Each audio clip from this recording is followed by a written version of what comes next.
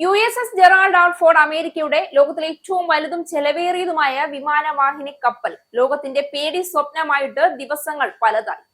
ഏത് നിമിഷവും ഇറാനെ കത്തിക്കാൻ ട്രംപ് അവതരിപ്പിച്ച കപ്പലിന്റെ വലിപ്പത്തോളം വലുതാണ് അതിലെ സാധാരണക്കാരായ മനുഷ്യരുടെ ദയനീയ അവസ്ഥ എന്നതാണ് യാഥാർത്ഥ്യം. USS ജെറാൾഡ് ആർ ഫോർഡ് ഇന്നൊരു വിചിത്രമായ വിരോധാഭാസത്തിന്റെ പ്രതീകമായി മാറിയിരിക്കുകയാണ്. ഏകദേശം $13.3 ബില്യൺ ചെലവിൽ നിർമ്മിച്ച ഈ ആണവ ശക്തിയിലുള്ള ഭീമൻ കപ്പൽ അമേരിക്കയുടെ സമുദ്രാധിപത്യത്തിന്റെ ചിഹ്നമാണ്. എന്നാൽ അതിന്റെ ഉള്ളിലെ ജീവിതം ചിലപ്പോൾ സാങ്കേതിക മഹിമയുമായി പൊരുത്തപ്പെടാത്ത വെല്ലുവിളികൾ നേരിടുന്നതായി റിപ്പോർട്ടുകൾ സൂചിപ്പിക്കുന്നു. ലോകത്തിലെ ഏറ്റവും വലുതും ചെലവേറിയതുമായ വിമാനവാഹിനി കപ്പലായ USS ജെറാൾഡ് ആർ ഫോർഡ് ഇപ്പോൾ സങ്കീർണമായ ഒരു ആഭ്യന്തര പ്രതിസന്ധി നേരിടുകയാണ്. ഇറാനുമായുള്ള യുദ്ധഭീഷണികൾക്കിടയിൽ മിഡിൽ ഈസ്റ്റിൽ വിന്യസിച്ചിരിക്കുന്ന ഈ കപ്പലിലെ 4500-ലധികം നാവികർ തകരാറിലായ ശുചിമുറികളും മലിനജല സംവിധാനവും കാരണം ദുരിതം അനുഭവിക്കുകയാണ്. $13.3 ബില്യൺ ചെലവിൽ അമേരിക്ക ഈ അത്യാധുനിക ആണവ കപ്പൽ അമേരിക്കയുടെ ആക്രമണങ്ങളുടെ കരുത്താണെങ്കിലും അതിനുള്ളിലെ ജീവിതം നിലവിൽ പാടെ താളം തെറ്റിയ അവസ്ഥയിലാണ്. കപ്പലിലെ 650 ശുചിമുറികളിൽ ഭൂരിഭാഗവും കൃത്യമായ അറ്റകുറ്റപ്പണികൾ നടത്താത്തതിനാൽ പ്രവർത്തന രഹിതമാണ്. കപ്പൽ തുടർച്ചയായ യാത്രയിലായതാണ് ഈ പ്രതിസന്ധിക്ക് കാരണമായത്.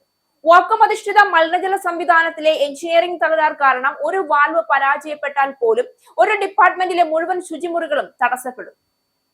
പൈപ്പുകളിൽ കാൽസ്യം അടിഞ്ഞുകൂടുന്നത് ഒഴിവാക്കാൻ ഓരോ തവണയും $4 ലക്ഷം ചെലവഴിച്ച് ആസിഡ് ഫ്ലഷ് നടത്തേണ്ടി വരുന്നത് അമേരിക്കൻ നാവികസേനയ്ക്ക് വലിയ സാമ്പത്തിക ബാധ്യതയുണ്ടാകും.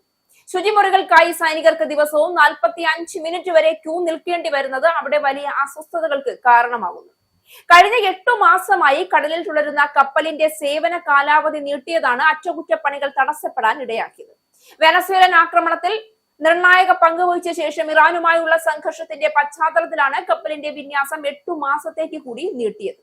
സാധാരണ 6 മാസത്തെ ദൗത്യങ്ങളിൽ നിന്ന് വ്യത്യസ്തമായി തുടർച്ചയായി നീങ്ങിക്കൊണ്ടിരിക്കുന്നത് പ്ലംബിംഗ് ജോലികൾ ഏറ്റെടുക്കുന്ന ഹൾ ടെക്നീഷ്യന്മാരെയും കടുത്ത സമ്മർദ്ദത്തിലാക്കിയിട്ടുണ്ട്. അവർ ദിവസം 19 മണിക്കൂർ വരെയാണ് നിലവിലെ പ്രശ്നങ്ങൾ പരിഹരിക്കാൻ പണിയെടുക്കുന്നത്. കുടുംബങ്ങളിൽ നിന്ന് മാസങ്ങളോളം വിട്ടുനിൽക്കുന്നത് സൈനികരുടെ മാനസികാരോഗ്യത്തെയും ദോഷകരമായി ബാധിച്ചിട്ടുണ്ട്. പ്രധാനമായും 20കളിൽ പ്രായമുള്ള യുവ സൈനികർക്ക് ദീർഘകാലത്തെ വിന്യാസം മൂലം കടുത്ത ക്ഷീണം അനുഭവപ്പെടുന്നു. കുട്ടികളുടെ ജനനം, വിവാഹം, സംസ്കാരം തുടങ്ങിയ കുടുംബത്തിലെ പ്രധാന ചടങ്ങുകൾ നഷ്ടപ്പെടുന്നത് അവരെ മാനസികമായി തളർത്തുന്നുണ്ട്. നിലവിലെ ദൗത്യത്തിന് ശേഷം സൈനിക സേവനം തന്നെ ഉപേക്ഷിക്കുന്നതിനെ കുറിച്ച് പോലും പലരും ആലോചിക്കുന്നതായാണ് വിവരം. പ്രസിഡന്റ് ഡൊണാൾഡ് ട്രംപ് ഇറാനെതിരായ നിലപാട് കടുപ്പിക്കുന്നതോടെ കപ്പലിനുള്ളിലെ ഈ പ്രതിസന്ധി പരിഹരിക്കുക എന്നത് അമേരിക്കയെ സംബന്ധിച്ചിടത്തോളം വലിയൊരു വെല്ലുവിളിയായി തന്നെ തുടരുകയാണ്.